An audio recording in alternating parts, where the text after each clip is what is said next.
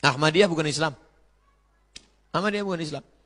Karena Ahmadiyah nabinya adalah Mirza Ghulam Ahmad. Sedangkan kita la ilaha illallah Muhammadur Rasulullah. Ahmadiyah bukan Islam. Makanya Ahmadiyah diusir dari Pakistan. Tak ada. Diusir dari Pakistan. Negara Pakistan mengusir Ahmadiyah. Out. Akhirnya Ahmadiyah diterima di Inggris. Pusat Ahmadiyah sekarang di Inggris. Gambaran sejarah, ternyata yang mengimpor Ahmadiyah datang ke Indonesia itu adalah Belanda. Jadi Ahmadiyah itu ternyata bukan datang secara alami dan natural ke Indonesia, enggak. Tetapi dia diimpor dari Gujarat didatangkan di Indonesia.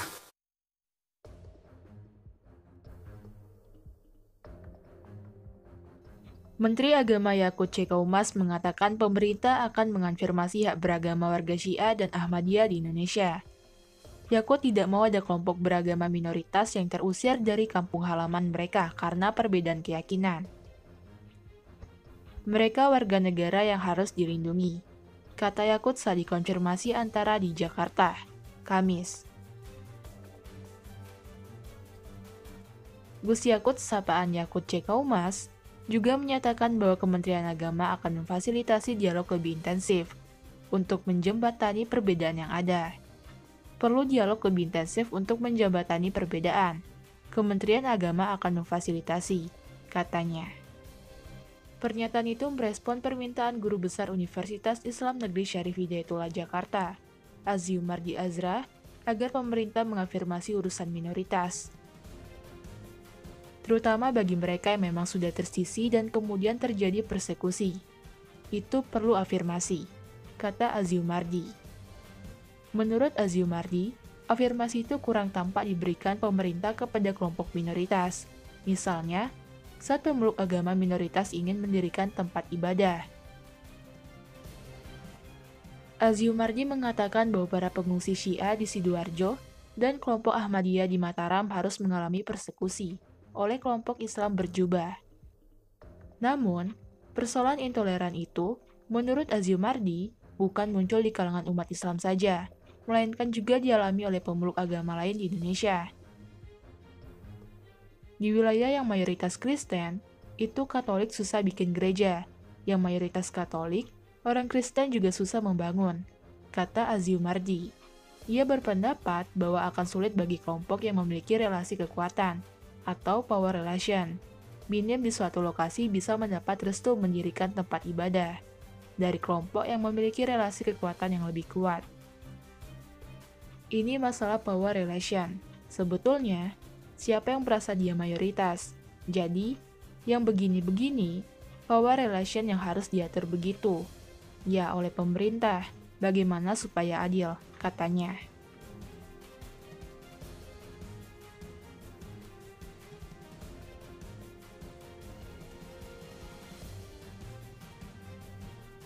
Ahmadiyah bukan Islam. Ahmadiyah bukan Islam. Karena Ahmadiyah nabinya adalah Mirza Ghulam Ahmad. Sedangkan kita la ilaha illallah Muhammadur Rasulullah. Ahmadiyah bukan Islam. Makanya Ahmadiyah diusir dari Pakistan. Tak ada. Diusir dari Pakistan. Negara Pakistan mengusir Ahmadiyah. Out. Akhirnya Ahmadiyah diterima di Inggris. Pusat Ahmadiyah sekarang di Inggris. Syiah, apa beda kita dengan Syiah? 5. Yang pertama, kita mengakui bahwa setelah Nabi Muhammad SAW, sahabat bermusyawarah, maka pengganti kekuasaan adalah Abu Bakar Siddiq.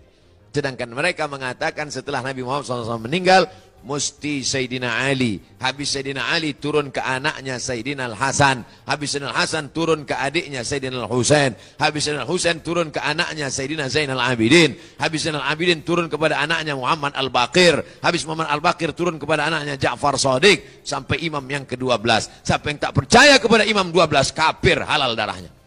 Bapak Ibu percaya pada imam 12? Bingung.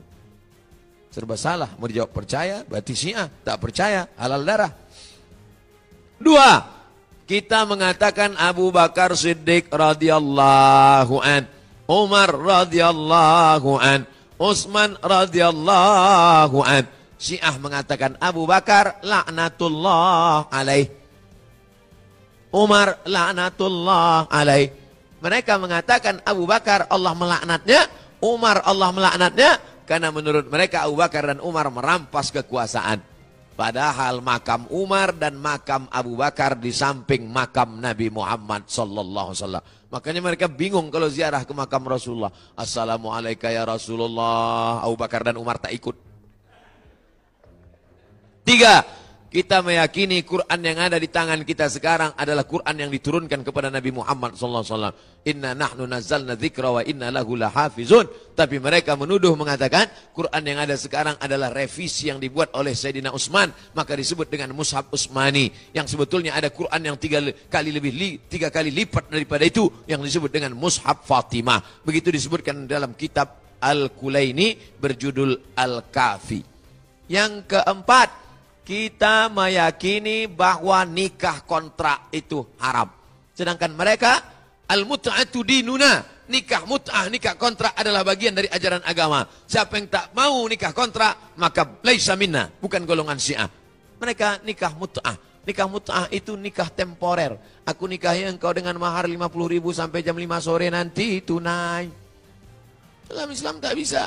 Hati-hati kalau ada anak kampung kita pergi kuliah ke Iran. Nanti dia nikah mut'ah. Na'udzubillah. Baca tentang pengalaman dokter di Bandung. Dokter penyakit kelamin di Bandung heran.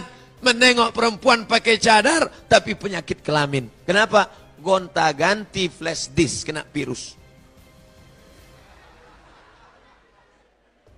Baca, cari di internet. Ada bukunya itu. Pengakuan dokter penyakit kelamin tentang jamaah Syiah yang gonta-ganti pasangan. Yang kelima, mereka meyakini namanya taqiyah. Taqiyah. Apa itu taqiyah? Bunglon. Kalau dia nempel ke pokok warna hijau, dia hijau. Kalau menempel buah warna merah, dia merah. Kebetulan di sini banyak ahlus sunnah, maka dia mengaku, aku ahlus sunnah. Tapi kalau banyak Syiah, aku Syiah. Kebetulan setengah sunnah, setengah ahlus sunnah. Kau sunni apa sih? Susi. Sunnah sih. Maka dengan dilaporkannya saya sekarang ke Mabes karena kasus ini, banyaklah Syiah yang sakit hati sama saya, sekarang sedang melampiaskan balas dendamnya. Mampus kau somannya. Tengok di internet. Karena selama ini saya yang membongkar ini. Yang lain Ustadz cari selamat. Paling enak kan ceramah tentang sabar. Sabar. Ibu-ibu sabar ya. Laki ibu dilarikan pelakor, sabar. Orang Ahmadiyah keluar dari iman di saat mengakui adanya adanya Nabi setelah Nabi Muhammad SAW. Dan orang dari asal Islam lalu keluar dari Islam namanya murtad. Dan memang orang murtad itu adalah hukumannya tidak ada lain kecuali dibunuh jika tidak mau tobat. Cuman memang secara hukum orang keluar dari iman Islam namanya murtad. Dan orang murtad hukumannya dipenggal lehernya dan dikubur di tempatnya orang kafir, nggak boleh dikubur tempatnya kaum muslimin. Tapi lihat sebabnya dia itu seperti apa. Memang Musailamah al-Kadzdzab, Musailamahnya sebadatnya Musailamah wajib dibunuh karena Nabi Muhammad masih Nabi Muhammad baru meninggal dunia, baru wafat, sudah berani seperti itu. Sahabat Nabi masih ada, ulama di tengah-tengah ulama nantang dia. Oh iya, perlu dibunuh semacam itu. Tapi orang awam yang ke bawah nggak bisa langsung kita perlakukan mereka semacam itu. Adapun yang terjadi bersama Musailamah kok dibunuh orang-orang awamnya karena apa? Orang awamnya ngangkat pedang memerangi, ngelawan, disuruh tobat nggak mau, malah ngajak perang. Lah ini yang nggak bener. Saya pernah membaca dalam salah satu lembaran sejarah, ternyata yang mengimpor Ahmadiyah datang ke Indonesia itu adalah Belanda. Jadi Ahmadiyah itu ternyata bukan datang secara alami dan natural ke Indonesia, enggak. Tetapi dia diimpor, dia dari Gujarat didatangkan di Indonesia. Kenapa dia didatangkan? Karena saran dari pemerintah Inggris. Karena pemerintah Inggris mengambil manfaat besar dari kehadiran orang-orang Ahmadiyah. Karena orang Ahmadiyah menganggap orang Inggris itu majikan mereka, London itu tanah suci mereka, dan mereka meniadakan jihad kepada bangsa Inggris yang banyak menjajah di negara-negara Islam. Itulah Ahmadiyah. Atas saran orang-orang Inggris, maka kemudian Belanda pun sama. Belanda kemudian akhirnya ngimpor itu kemudian Ahmadiyah Dan dampak dari adanya Ahmadiyah itu apa? Pada masa penjajahan, sebelum terjadinya kemerdekaan, ada kantong-kantong kecil kaum muslimin yang mereka tidak mengangkat senjata, mereka tidak mengangkat bambu runcing ketika Belanda mencengkram tanah kita, tetapi mereka masuk masjid, di masjid-masjid komunitas mereka. Mereka masuk pada pondok-pondok komunitas mereka pada saat itu, mereka berzikir. Zikir, ikhwan. Zikir itu dosa atau tidak dosa? Tidak dosa, itu ibadah. Tapi zikirnya dilakukan ketika pada saat penjajah Belanda sedang mencengkram dan mengambil harta secara dolim kekuasaan bangsa Indonesia dan mendolimi rakyat kaum muslimin. Mereka zikir. Zikirnya itu, ini kan kita zikir, betul, itu ibadah. Tapi karena tidak paham kondisi, akhirnya mereka rajin berzikir tetapi tidak peduli tentang kedoliman bangsa Belanda ketika menjajah bumi Indonesia, dan itu disebabkan karena produk ketika kita tidak paham kondisi. Itulah bahayanya ketika saya dan antum tidak paham kondisi. Kata Nabi, inti yang paling penting dari Islam itu, yang bila seseorang tidak memilikinya, maka dia di luar Islam. Ini frame-nya, ya, ini frame-nya. Kalau di luar frame berarti bukan Islam. Satu, antashhada, dia cepat bersaksi ada ilaha illallah, untuk menetapkan, menentukan tiada Tuhan yang disembah dalam hidupnya kecuali Allah. Ya, pelan-pelan. Jadi kalau yang Tuhannya bukan Allah, berarti agamanya bukan Islam. Selesai ya? Baik. Clear? Yang kedua, untuk mengenal Allah, mesti ada yang mengenalkan, mesti ada yang menunjukkan, mesti ada yang mengajarkan. Pengajarnya disebut dengan Rasul. Nah, yang mengenalkan kita dengan Allah, Rasulnya ditetapkan langsung dalam hadis, namanya siapa? Muhammad. 4 kali diulang dalam Al-Quran, ya. Muhammad, Muhammad, nama sifat, ya. Di Nabi punya banyak nama sifat. Uniknya yang melekat pada nama Rasul terakhir itu bukan nama zat, ya. Di nama itu terbagi dua, ya. Ada nama zat, ada nama sifat. Kalau nama zat itu nama yang menunjukkan entitas, wujud.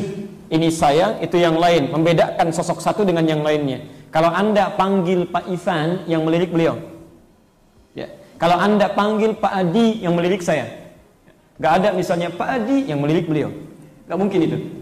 Di nama entitas menunjukkan wujud sesuatu, tapi sifat itu bisa melekat pada siapapun yang memilikinya. Yang unik nanti nama Nabi, baik di Quran atau di luar Quran, seluruhnya nama sifat, ya, nama sifat. Di sini Muhammad, nama sifat yang paling dominan, 4 kali disebutkan dalam Al-Quran. Jadi yang Rasulnya bukan Muhammad, atau tidak memiliki ciri-ciri yang melekat pada Muhammad. Cirinya ada Ahmad, terulang sekali dalam Al-Quran, ada Al-Mahi, ada macam-macam. Gak punya ciri ini, dia bukan Islam. Jelas sampai sini? Pengikut Muhammad, maka menggunakan ya di ujungnya, Muhammadi. Kalau ingin menunjukkan pengikut Muhammad dan sifat-sifatnya, mengikuti sifatnya, sifat keislamannya, petunjuknya, pakai tak di ujungnya ditambah, ya. Muhammadiyah. Ada ormas namanya Muhammadiyah, ya, ingin menyampaikan bahwa tuntunan-tuntunan yang dibawa ini berdasarkan sifat-sifat Nabi sallallahu alaihi wasallam.